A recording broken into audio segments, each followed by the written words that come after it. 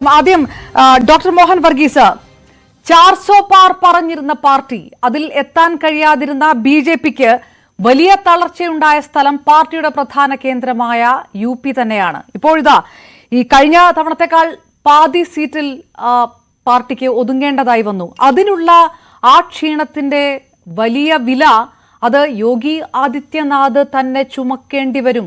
അങ്ങനെയുള്ള സൂചനകളൊക്കെയാണോ ഉത്തർപ്രദേശിൽ നിന്ന് പുറത്തു വരുന്ന റിപ്പോർട്ടുകൾ നൽകുന്നത്? അപർണ, ബി.ജെ.പിക്ക് ഉത്തർപ്രദേശിൽ ലഭിച്ച തിരിച്ചടിയുടെ മുഖ്യ ആരോപണം തറച്ചു നിൽക്കുന്നത് യോഗിയിൽ തന്നെയാണ്. അതേസമയം യോഗി ആദിത്യനാഥ് എന്ന മുഖ്യമന്ത്രി പറയുന്നത് താൻ ആഗ്രഹിച്ച സ്ഥാനാർത്ഥികളെ വിവിധ മണ്ഡലങ്ങളിലായി ഫീൽഡ് ചെയ്യാൻ ബി.ജെ.പിക്ക് കഴിഞ്ഞില്ല. അതുകൊണ്ടുള്ള സ്വാഭാവികമായ ഒരു പ്രതികരണമാണ്. അത് അദ്ദേഹം ഉറക്കെ പറയുന്നില്ല എന്നേ ഉള്ളൂ. അന്തർലീനമായ ഒരു അവസ്ഥ അതാണ്. യോഗി ആദിത്യനാഥ് തന്നെയാണ് ഉത്തർപ്രദേശിലെ ബി.ജെ.പിക്ക് നേതൃത്വം കൊടുക്കാനും മുഖ്യമന്ത്രിയായിരിക്കാനും ഒക്കെ കഴിയുന്ന ഒരു വലിയ നേതാവ് തന്നെയാണ് യോഗി ആദിത്യനാഥ്. അദ്ദേഹം ഏറെ സമയങ്ങളിൽ പല സമയങ്ങളിൽ മെമ്പർ ഓഫ് പാർലമെന്റ് ആയതാണ്, MP ആയതാണ്. അതുപോലെ അദ്ദേഹം ഗോരഖ്പൂരിൽ നിന്നും ജയിച്ചു വന്ന ആളാണ്. അദ്ദേഹത്തിന് ജനപിന്തുണയുണ്ട്, ഇല്ലെന്ന് പറയാനാവില്ല. അദ്ദേഹത്തിന് ചില തീരുമാനങ്ങൾ, വിവാദ തീരുമാനങ്ങൾ, പ്രത്യേകിച്ച് ബുൾഡോസർ രാജ് എന്ന രീതിയിലുള്ള ചില തീരുമാനങ്ങൾ ഒരുപക്ഷെ പലരെയും അലോസരപ്പെടുത്തിയിട്ടുണ്ടാവാം. പക്ഷേ അദ്ദേഹം ശക്തനായ ഭരണാധികാരി തന്നെയാണ്. അദ്ദേഹം അഖിലേഷ് യാദവിൻ്റെയൊക്കെ നേതൃത്വത്തിൽ ഉണ്ടായിരുന്ന ഒരു ഗുണ്ട രാജ് അത് അവസാനിപ്പിച്ചു എന്നതുകൊണ്ടും ക്രമസമാധാന നില മെച്ചപ്പെടുത്തി. അതാണ് അദ്ദേഹത്തിൻ്റെ ഒരു ട്രാക്ക് റെക്കോർഡ്. അതുകൊണ്ട് തന്നെ ജനങ്ങളുടെ ഇടയിൽ സാമാന്യം അഭിപ്രായമുള്ള ഒരു മുഖ്യമന്ത്രി തന്നെയാണ് യോഗി ആദിത്യനാഥ്. അത് മാത്രമല്ല, ഭാരതീയ ജനതാ പാർട്ടിക്ക് ഉയർത്തിക്കാട്ടാനൊക്കുന്ന ഒരു ഹൈന്ദവ മുഖം, അത് അദ്ദേഹം ഒരു യോഗി ആയതുകൊണ്ടോ സന്യാസി ആയതുകൊണ്ടോ മാത്രമല്ല. ഈ ഒരു സന്യാസിയായി കഴിയുമ്പോൾ പിന്നെ അത് ജാതി വിഷയമല്ലല്ലോ. ഇപ്പം ജാതി രാഷ്ട്രീയം തകർത്താടുന്ന ഉത്തർപ്രദേശിൽ അതുക്കും മേലെ എല്ലാ ഹിന്ദു വിഭാഗങ്ങളെയും ഒന്നിക്കാൻ കഴിയുന്ന ഒരു സന്യാസി വര്യൻ എന്ന നിലയിൽ ഈ മഠത്തിൻ്റെ അധിപൻ കൂടിയായ ഗോരഖ്നാഥ് മഠവുമായി ബന്ധപ്പെട്ട പേരാണല്ലോ യോഗി ആദിത്യനാഥിൻ്റേത്.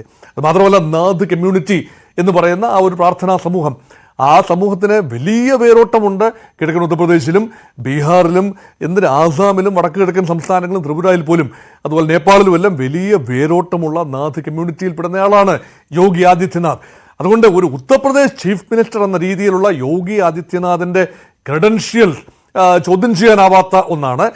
പക്ഷേ ഇവിടെ മോദിയാണോ യോഗിയാണോ താരം, ഇതൊരു വലിയ വിഷയമാണ്. അത് ഒരുപക്ഷെ യോഗിയുടെ മനസ്സിൽ വലിയ ചോദ്യചിഹ്നം ഉണ്ടായില്ലായിരിക്കാം. പക്ഷേ ഇത് ഇപ്പോൾ കണ്ട വിഷ്വൽസ്, കേജ്രിവാളിൻ്റെ ഭാഗത്തു നിന്ന് വന്ന പ്രവാചക ശബ്ദത്തോടു കൂടിയുള്ള ചില വാക്കുകൾ, ആ വാക്കുകൾ നോക്കൂ മിസ്റ്റർ യോഗി, താങ്കൾ ഒരുപക്ഷെ പുറത്തേക്കുള്ള വഴിയിലായിരിക്കും. നരേന്ദ്രമോദി വൻ ഭൂരിപക്ഷത്തിൽ അധികാരത്തിൽ വന്നാൽ 2 മാസത്തിനകം താങ്കളുടെ കസേര തെറിക്കും എന്ന ഒരു പ്രവചനം, അല്ലെങ്കിൽ ആ ഒരു വാക്കുകൾ, ആ ഒരു കേജ്രിവാളിന് വെടിപൊട്ടിച്ചതാണ്.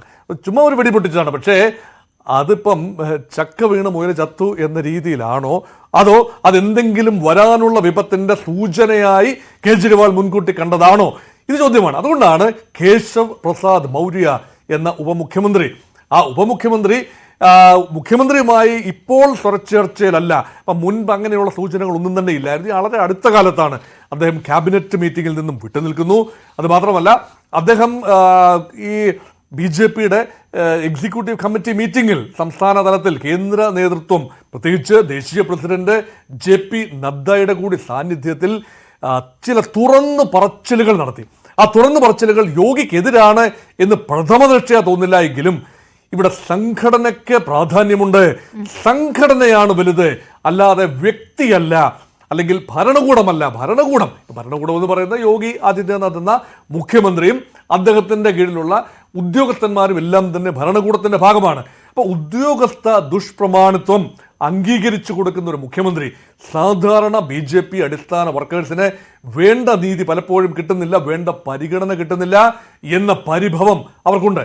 ഇതെല്ലാം കൂടി ആ ഒരു ഗ്രീവൻസസ് എല്ലാം കൂടി വെന്റ് ചെയ്യുകയാണ് ഈ പറയുന്ന ഉപമുഖ്യമന്ത്രിയായ കേശവ് പ്രസാദ് മൗര്യ.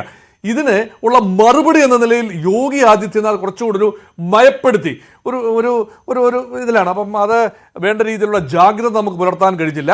അത് മാത്രമല്ല, ഓവർ കോൺഫിഡൻസ്, അല്ലേ, അമിത ആത്മവിശ്വാസം വിനയായി വന്നു എന്ന രീതിയിൽ ഒഴുക്കൻ മട്ടിൽ മറുപടി പറഞ്ഞു പോവുകയാണ്.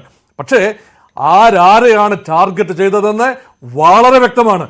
ഇതിന് പിന്നിൽ ഇനി അറിയാനുള്ളൊരു കാര്യം, കേശവ് പ്രസാദ് മൗര്യ ഒരു ഒറ്റയാൻ എന്ന നിലയിൽ, കേവലം ഒരു ഒറ്റ വ്യക്തി എന്ന നിലയിൽ യാദൃച്ഛികമായി ഇങ്ങനെ ഒരു പ്രസ്താവന നടത്തുമോ, ഇങ്ങനെ ഒരു പരസ്യ പ്രചരണം ഒരു പ്രസ്താവന നടത്തി അത് ട്വിറ്ററിൽ ഷെയർ ചെയ്യുക വരെ ചെയ്യുമ്പോൾ അദ്ദേഹം വ്യക്തമായ ഒരു സന്ദേശം കൊടുക്കുന്നുണ്ട്. അങ്ങനെയെങ്കിൽ കേശവ് പ്രസാദ് മൗര്യയുടെ പിന്നിൽ ആര്? ഇത് വലിയ ചോദ്യമാണ്. അവിടെയാണ് ഒരുപക്ഷെ കേന്ദ്ര നേതൃത്വം നരേന്ദ്രമോദി JP നദ്ദയിലൂടെ അല്ലെങ്കിൽ മറ്റ് നേതാക്കളിലൂടെ അദ്ദേഹത്തിന് മേൽ പ്രിവെയിൽ ചെയ്യുന്നുണ്ടോ, കേശവ് പ്രസാദ് മൗര്യയ്ക്ക് മേൽ പ്രിവെയിൽ ചെയ്യുകയും അങ്ങനെ യോഗി ഇഫക്റ്റിനെ നള്ളിഫൈ ചെയ്തുകൊണ്ടുവന്ന് ഭാവിയിൽ ഒരുപക്ഷെ നരേന്ദ്രമോദിക്ക് ഒരു ത്രെട്ട് എന്ന നിലയിൽ പോലും വളർന്നു വരാൻ കഴിയുന്ന ഒരു നേതൃത്വം. അതൊരു കൃത്യമായ പോയിന്റ്. അങ്ങനെ കേശവ് പ്രസാദ് മൗര്യയ്ക്ക് പിറകിലാര് എന്നുള്ളൊരു ചോദ്യം അവിടെ നിൽക്കുന്നു. നമുക്ക് അതിലേക്ക് തന്നെ തിരികെ എത്താം. ഡോക്ടർ മോഹൻ വർഗീസ്, ശ്രീ